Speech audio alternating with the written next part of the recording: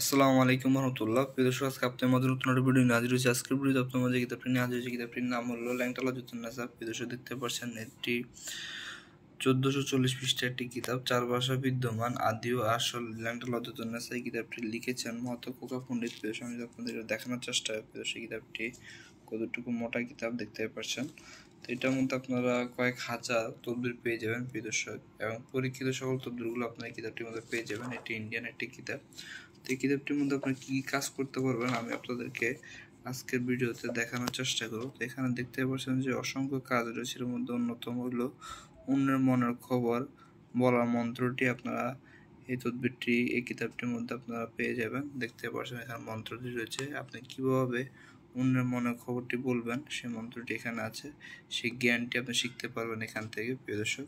এছাড়া এখানে আমি আপনাদের দেখানোর চেষ্টা করি। দেখতে পাচ্ছেন যে অসংখ্য পরীক্ষিত তদবিরগুলো এখানে আছে, দেখতে পাচ্ছেন প্রিয় দর্শক।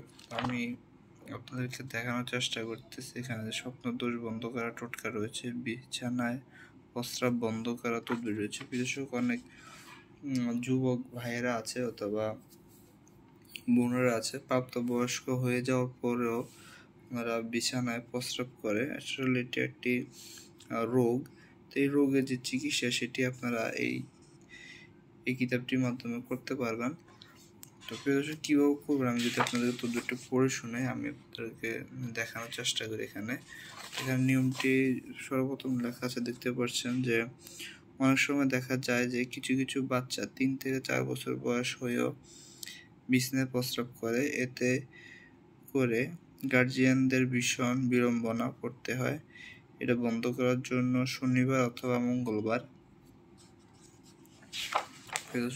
অথবা মঙ্গলবার দিন রাতই সরিষার শিকড় ও বাঁশতলার মাটি আনিয়া একত্রে পিষিয়া শিশুকে ঘরের সঞ্চার নিচে, যেখানে ঘরের চালের বৃষ্টি পড়ে সঞ্চার বলা হয়, অর্থাৎ ঘরের চালের কোণ যেখানে বৃষ্টি ফোঁটা পড়ে টিনের চালের, সেখানে দাঁড় করিয়ে গোসল করাইতে হবে এবং সেই গোসলের পর ভিজা কাপড়ে তাকে সেই ওষুধটুকু খাইতে দিবে। এতে করে আর সে কখনো বিছানায় প্রস্রাব করবে না।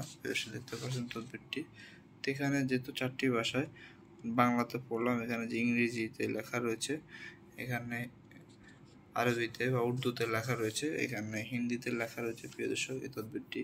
এভাবে এখানে যে তদবিরগুলো রয়েছে আপনারা বাংলাদেশ সহ পৃথিবীর যে কোনো দেশ থেকেই এই তদবিরগুলো পড়ে আপনারা এই কাজগুলো করতে পারবেন। তো এখানে দেখতে পাচ্ছেন যে পুতুল রক্তবান, আপনারা দেখতে পাচ্ছেন মন্ত্রটি রয়েছে, নিয়মটি এখানে রয়েছে কীভাবে আপনার পুতুল রক্তবানটি করবেন প্রিয় দর্শক দেখতে পাচ্ছেন। তো এই কাজটি আপনারা কীভাবে করবেন সেই নিয়মকানুনগুলো এখানে লেখা আছে। আমি যদি আপনার নিয়মটি পড়ে শুনাই।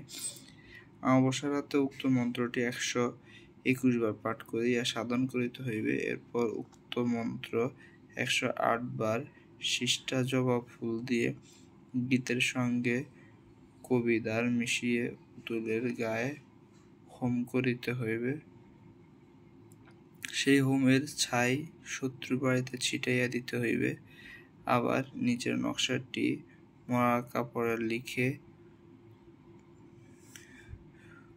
পুরানো কবরে পুঁতে দিতে হইবে। তা হইলে শত্রু বিনাশ হয়ে যাবে। অবশ্যই গুরুর অনুমতি নিতে হইবে। নকশাটি এই যে নকশাটি এখানে আছে প্রিয় দর্শক দেখতে পাচ্ছেন।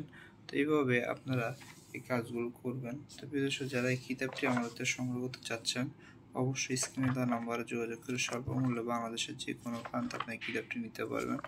আর ভিডিও যদি ভালো লাগে অবশ্যই লাইক করুন, শেয়ার করুন, চ্যানেলটি সাবস্ক্রাইব করুন। আজ এই পর্যন্ত নতুন একটি ভিডিও দেখার আমন্ত্রণ জানিয়ে বিদায় নিচ্ছি। আসসালামু আলাইকুম ওয়া রাহমাতুল্লাহ।